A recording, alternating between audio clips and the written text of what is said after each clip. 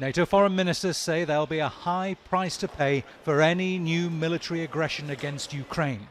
And Moscow was reminded the West has already used economic, financial and political sanctions. We have seen Russia's playbook many times over.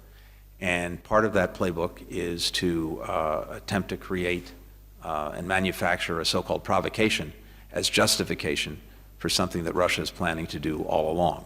And so whether what's been reported fits into that playbook, I don't know. Ukrainian forces are facing off against Russian-backed separatists in the east of the country. There's been fighting on and off there since Russia annexed Crimea from Ukraine in 2014. Now, for the second time this year, Russian troops are building up along Ukraine's border. Moscow dismisses as inflammatory any suggestions it's preparing for an attack.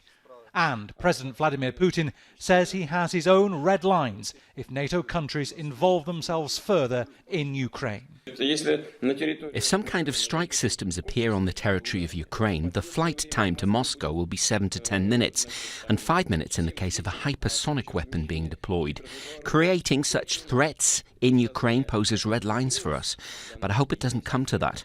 I hope that a sense of common sense, responsibility for both our countries and the world community will prevail.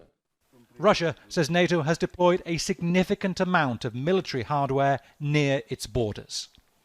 In June, Joe Biden and Vladimir Putin held their first summit. It came just a couple of months after a Russian troop build-up along the border with Ukraine. Now, here's another build-up, and the Kremlin says it's holding behind-the-scenes talks with the White House about another possible summit.